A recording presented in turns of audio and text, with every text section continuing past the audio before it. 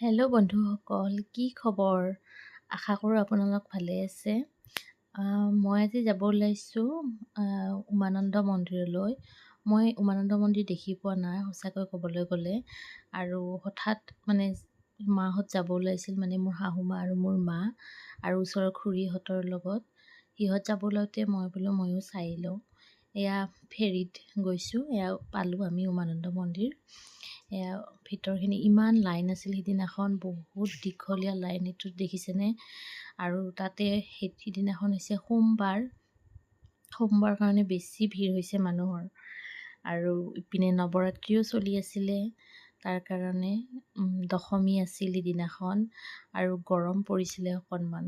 তাৰপিছত এইবিলাক মানুহৰ ইমান গৰম লাগি গৈছে ৰ'দত থিয় হৈ বহুত দীঘলীয়া লাইন পাতি আমি অৱশেষত ভিতৰ সোমালোঁ। আৰু ভিতৰৰ পিনে ডেক'ৰেশ্যনটো চাওকচোন, ইমান ধুনীয়া মন্দিৰৰ। ইয়াত ফটো তোলা নিষেধ বুলি কৈছে, কিন্তু সকলোৱে ফটো উঠাই আছে, ভিডিঅ' বনাই আছে, তো ময়ো বনাই দিলোঁ।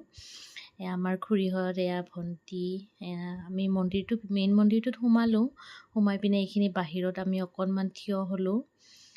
এইবিলাক দেখিছেনে লাইনবিলাক, ইমান দীঘল লাইন, বহুত দূৰ দূৰণিৰ পৰা মানুহবোৰ আহিছে। আৰু এয়া শেষত ভোগ দিলে। ভোগ সকলোকে নিদিয়ে, যিবিলাকে ভোগ অৰ্পণ কৰে সেইবিলাকক দিয়া হয়।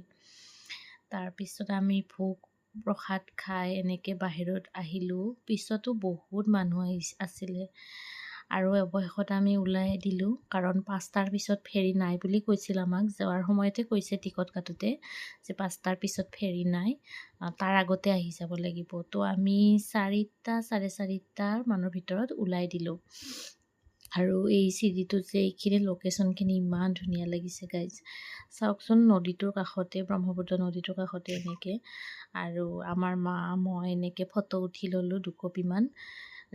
তেতিয়া সন্ধিয়াৰ সময়খিনিত বহুত ধুনীয়া লাগিছিল সেই পৰিৱেশটো। আৰু এয়া আমি তললৈকে নামি আহি খুৰীহঁতক ৰখিলোঁ, খুৰীহঁত ওপৰতে ৰৈ গ'ল। তো আমি আধা নামি আহিলোঁ, আধা তাত থাকি গ'ল। তেতিয়া এইখিনি ভিডিঅ' বনাই ল'লোঁ আকৌ, শিলখিনি ওপৰৰ এইখিনি।